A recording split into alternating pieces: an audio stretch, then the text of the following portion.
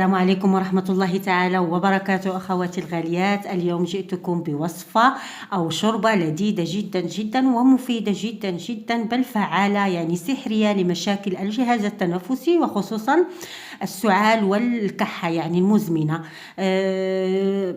شوربة أو وصفة ممتازة جدا للكبار وللصغار.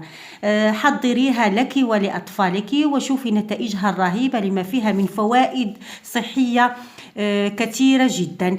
لن أطيل عليكم. ما نحتاجه لتحضير وصفتنا لليوم: الفول اليابس، ما يسمى عندنا بالفول اليابس.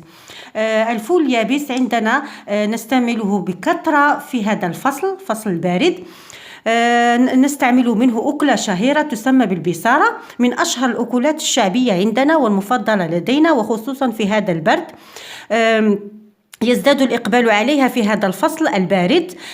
نقدمها ساخنة مع خبز الشعير. نحضرها بالثوم وزيت الزيتون، غنية بالبروتينات والفيتامينات والأملاح المعدنية مثل الحديد. تقوي كذلك يعني بها مواد مذهلة تقوي مناعة الجسم ضد الأمراض.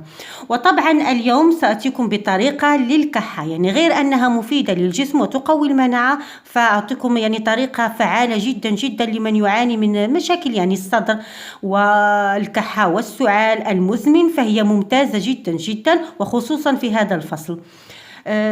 الطريقة سنحتاج يعني تقريبا خذي الكمية التي تحبينها، يعني في هذا الكمية التي تحبين تحضيرها. أنا سأخذ ملعقتين كبار فقط لأريكم الطريقة. كما قلت لا نستغني عليها أبدا في هذا الفصل لأنها ممتازة جدا جدا. يعني أنا سأخذ ملعقتين كبار وأنت على حسب الرغبة. سأضيف عليها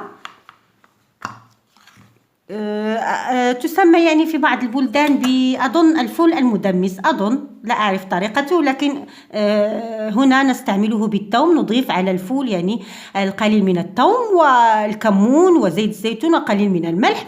نضيف عليه الماء ونتركه ليطهى، لكن طريقتي سأضيف فقط الماء الكافي يعني ليطبخ لنا لينضج لنا هذا الفول. أنا سأضيف يعني كأسين من الماء، سأضيف كأس ثاني لينضج لي جيدا. سأضيف عليها القليل من الملح وزيت الزيتون. سأضيف ملعقة من زيت الزيتون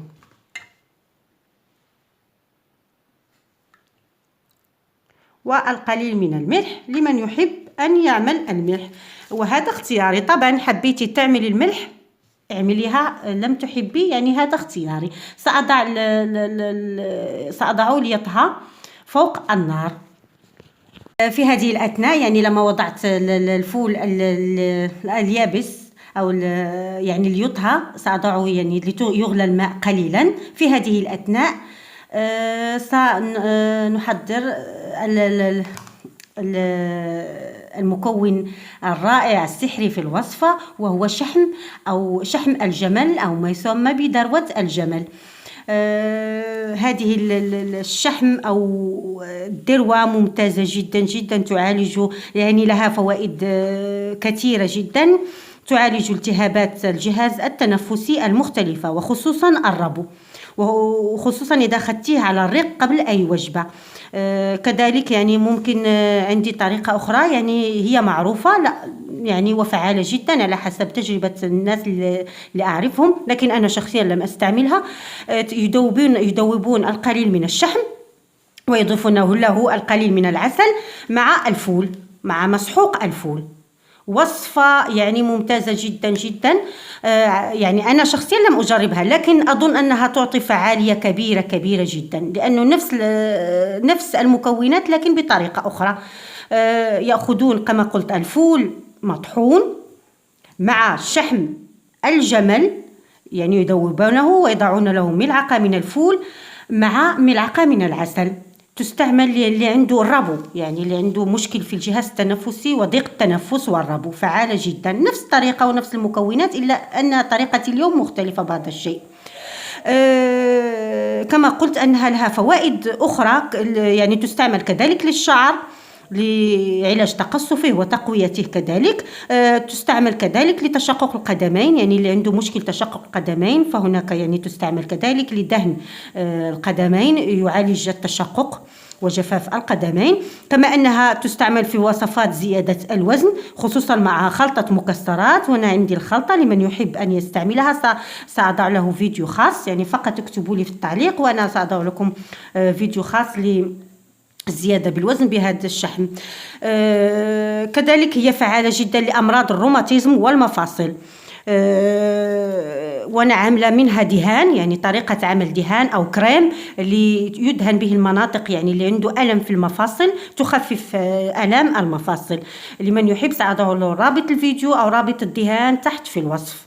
دهان ممتاز جدا جدا، يعني خصوصا في هذا البرد تكثر مشاكل المفاصل وآلامها، فمن الأفضل نحضر هذا الكريم ونستعمله، فهو فعال جدا وطبيعي، يعني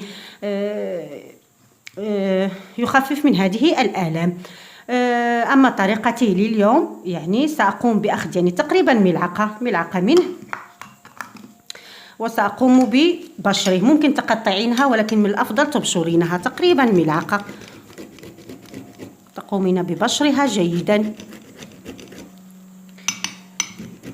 وعندما في هذه الأثناء يعني عندما أحس أن الفول أصبح يعني في الغليان يعني يطهى قليلا، سأضيف له ملعقة من شحم الجمل وسأترك الكل يطهى جيدا.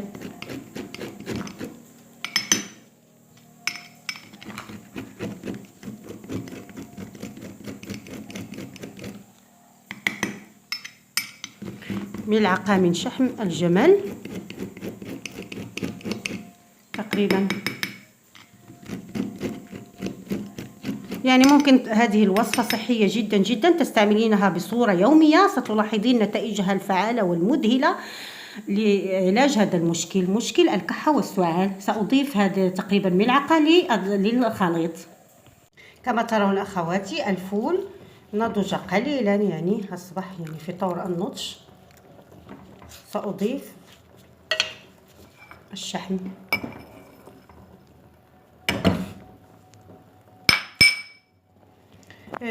أخواتي ممكن كما قلت تضيفي القليل من الملح وكذلك زيت زيتون، ممكن تضيفيه في آخر يعني حتى يطهى وتضيفي زيت زيتون كذلك يكون أكثر، يعني أكثر يعني صحي أكثر، يعني زيت زيتون في آخر أو ممكن تضيفيه في الأول وفي الآخر كما تحبين يعني. سنترك الكل يطهى جيدا.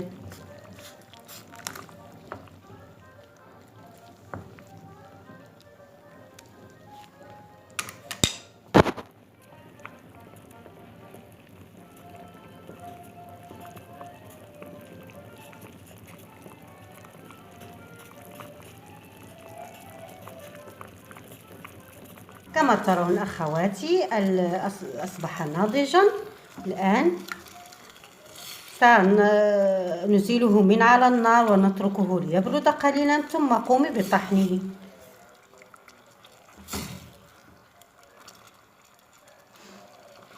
سأقوم بطحنه الآن. الشوربة أصبحت جاهزة أو الخلطة، أضفت لها ملعقة زيت زيتون كما ترون، وهي لازالت ساخنة. خذيها يعني خذيها صباحا أو في المساء، ومن الأفضل أن تأخذيها مساء، فهي صحية جدا جدا ولذيذة جدا جدا. أتمنى أن تستعمليها في هذا الفصل لك ولأطفالك، يعني وبالصحة والراحة كما نقول، بألف صحة وعافية وبالشفاء العاجل لك ولأطفالك. هذه الوصفة ممتازة جدا، أتمنى أن تعملوها وأن تدخلوها يعني في برنامجكم الغذائي اليومي، وأتمنى أن تجربوها، ولا تنسوا الاشتراك بالقناة، وشكرا جزيلا.